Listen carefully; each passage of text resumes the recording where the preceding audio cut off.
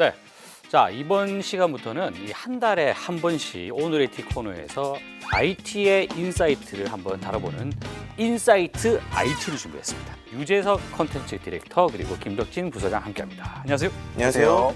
어떤 이야기로 구성이 됩니까? 네, 우리가 알고 있는 다양한 IT 이슈들을 네. 어떤 프레임을 갖고 보게 되면 인사이트들이 얻어진다는 겁니다. 네. 그래서 뭐 이 IT에 있는 이슈들을 MTPC라고 하는 4가지 프레임으로 분석을 하면 우리가 알고 있는 새로운 인사이트들이 좀 나오는 것 같다는 걸 좀 알게 됐어요. MT, PC. 네. M은 이제 마켓, 네. T는 테크, 네. 그리고 P는 폴리시, 정책, 그리고 이제 C는 컨슈머, 고객들이라고 볼 수 있겠죠. 그래서 오늘부터 이제 하나의 이슈나 또 어떤 주제에 대해서 예. 그 4가지로 나눠보고 그것에 대해서 좀 알아보는 시간을 알겠습니다. 가지려고 합니다. 자, 첫 번째로 이제 어떤 주제를 합니까? 우리가 이제 사용하고 있는 대부분의 IT 서비스들이 네. 공짜라고 우리가 생각을 하고 있잖아요. 그런데 공짜 점심은 없다 이런 얘기가 있어요. IT 서비스 역시도 공짜 서비스라는 것은 없다. 더 정확하게 얘기하면 공짜는 공짜가 아니다라는 주제를 가지고 오늘 좀 이야기해 보려고 합니다. 마트에 가면 무조건 눈이 돌아갑니다. 어떤 거죠? 1+1. 1+1인데 알고 보니까 그 2개를 합친 것이 뭐 오리지널 사이즈랑 똑같다든지. 그렇죠. 그런데 그런 것들에 대해서 오프라인에서는 인식을 하고 있는데 온라인에도 이러한 다양한 마케팅이라고 할 수 있는 부분들이 분명히 있다는 거죠. 그러면 IT 서비스에 해당하는 대표적인 사례가 어떤 겁니까? 미국에서는 넵스터라는 이제 음악을 이제 무료로 들을 수 있는 P2P 사이트가 열리게 되면서 불법적인 무료 다운로드의 시대가 열리게 됩니다. 예. 우리나라에서는 이제 소리바다 같은 사이트들이 이제 2000년도부터 굉장히 많은 인기를 끌었었는데요. 그렇죠. 그걸 이제 법적인 제재를 가해서 서비스가 결국은 폐지가 됐었던 상황까지도 됐었는데요. 수많은 이제 IT 플랫폼 업체들, 서비스 업체들은 그러한 무료인 상태에서 이제 고객들을 끌어들이기 위한 이제 그런 미끼로서 전략을 짜기 시작하게 됩니다. 일종의 마케팅이에요. 예, 마케팅을 그렇죠. 시작되게 됐고 예. 공짜로 다운받기 시작했으나 그 이후에 돈을 결제하도록 유도하는 방식으로 전략을 짜기 시작하는 것으로 이제 수정이 됐다고 볼 수 예. 있습니다. 그래서 이와 관련된 이야기를 할 때 뭐 그리드 컴퓨팅? 네네네. 간단하게 생각하시면 최근에 클라우드 컴퓨팅과 비슷하다고 보시면 돼요. 예. 근데 클라우드라는 거는 내가 어떤 외부에 있는 서버들을 쓰는 거잖아요. 그렇죠. 근데 그리드 컴퓨팅은 내 컴퓨터가 클라우드가 되는 거예요.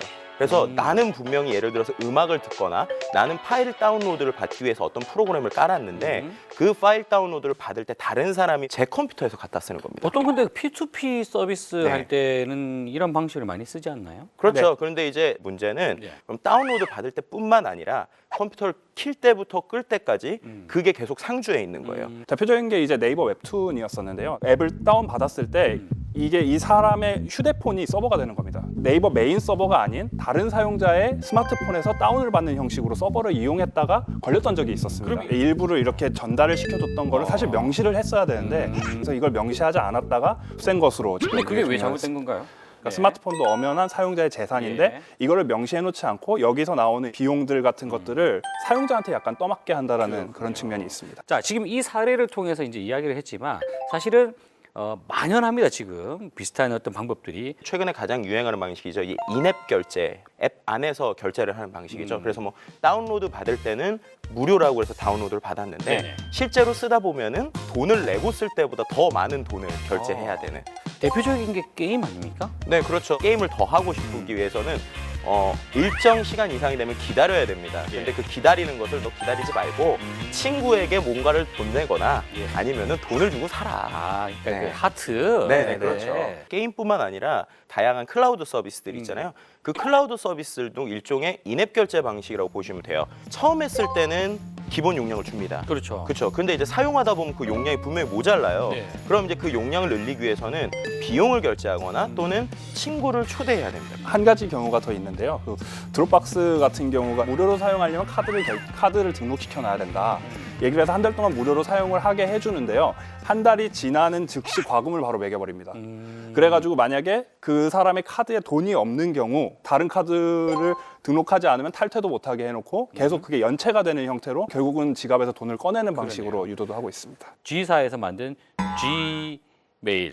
네. 참 애매하네요. 그 메일 저 쓰고 있는데 드디어 제가 이제 결제를 하기 시작했습니다. 맞아요. 예.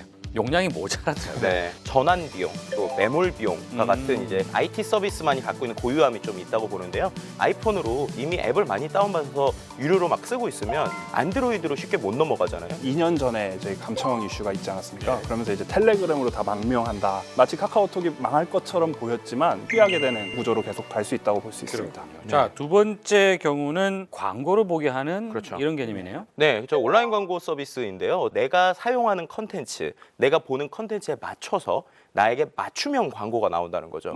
그리고 그 맞춤형 광고가 한 2, 3분짜리 컨텐츠를 보기 위해서도 15초, 30초씩 광고를 봐야 되잖아요. 그 영향력은 분명히 강하다고 볼 수 있고요. 광고를 보기 싫어하는 사람들이 있잖아요. 유튜브에서 이제 유료 서비스죠. 유튜브 레드라는 걸 냈는데 그게 생각보다 매출이 좋다고 그래요. 유튜브 레드가 10월 21일에 출시가 된 뒤에 그 11월 30일에 이제 유료로 전환이 됩니다. 예. 그 이후에도 계속 앱스토어에서 순위가 계속해서 이제 상위권에 랭크가 돼 있는 모습을 볼 수 있습니다. 사용자의 데이터를 또 가져간다. 네네네. 이런 방법도 있죠. 기술이 발전하면서 온라인에서 움직이는 모든 행동 데이터들이 저장이 됩니다. 근데 그 행동 데이터들을 조합을 해보면 오히려 우리가 입력을 하는 입력값보다 훨씬 더 많은 개인정보 데이터들이 만들어진다는 거예요. 그거를 이제 광고사에 내 데이터를 판매한다는 거죠. 네. 페이스북이 이런 걸 잘 활용하는 대표적인 회사일 텐데 그러니까 페이스북 같은 경우는 데이터를 팔지는 않습니다. 그러니까 그렇지만 굉장히 무서운 것 중에 하나가 월간에 한 번이라도 페이스북을 이용한 사람들이 16억 명 가까이 되는데요. 이 사람들을 다 모아놓고 나서 이제 기업들을 부르는 겁니다. 여기다 광고해. 우리 16억 명이나 있어. 하면서 지난 4분기에 벌어들인 돈이 58억 달러입니다. 사실 근데 이제 광고를 본다고 해서 제가 그걸 누르고 넘어가는 경우는 저는 거의 없거든요. 네네.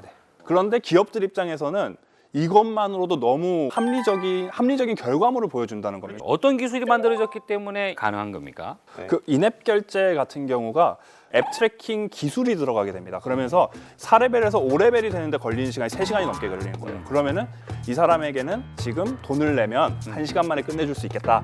그런 광고 상품을 바로 쏴버리는 겁니다. 이런 분석 기술들이 이미 모든 게임 앱에는 다 들어가 있는 상태입니다. 그렇군요. 네. 네. 그리고 이제 가장 전통적인 방식이 쿠키 기반의 기술입니다. 쿠키? 네. 원래 쿠키가 만들어진 이유는 인터넷을 조금 더 빠르게 하거나 그 기술이 안 되어 있는 부분을 좀 빠르게 찾아가기 위해서 만든 겁니다. 예. 그것을 이제 광고업체에서 쓰기 시작한 거예요.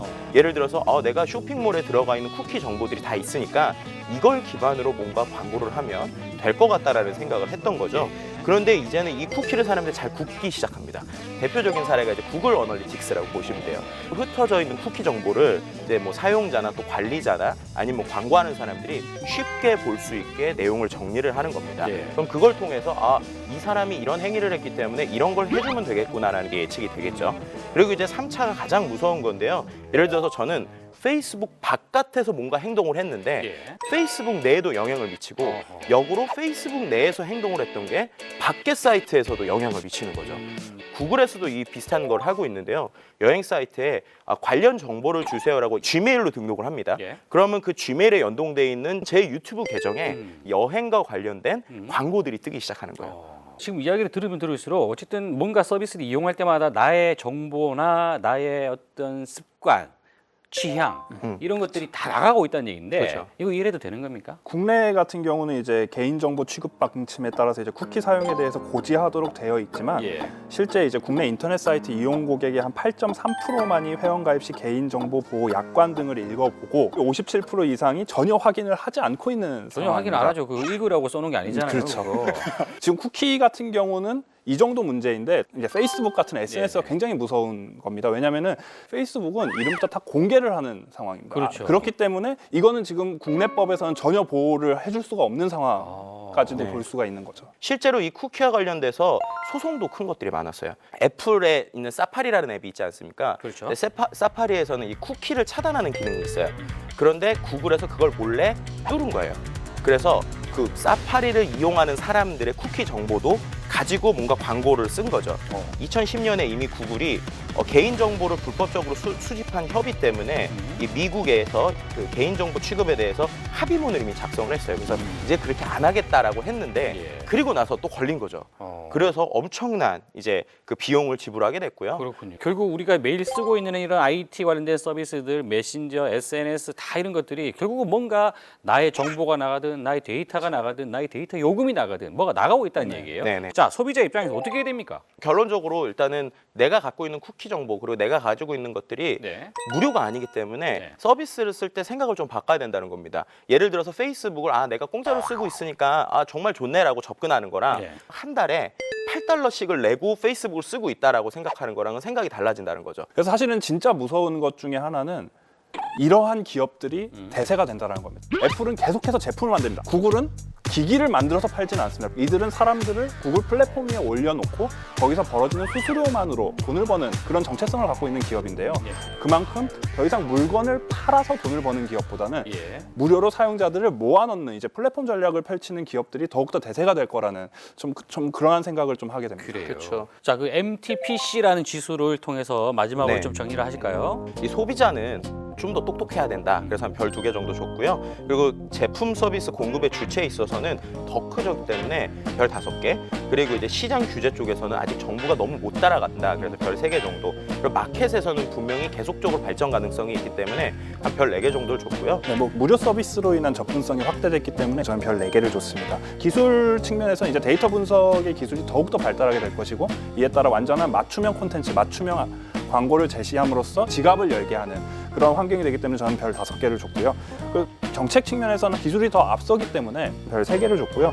재화 용역 측면에서는 이제 컨슈머 마찬가지로 이제 새로운 시장의 마켓이 열렸기 때문에 저는 별 4개를 줬습니다. 그렇군요. 자, 오늘의 인사이트 공짜가 절대 공짜가 아니라는 거 준비하신다고 대단히 고생하셨습니다. 고맙습니다.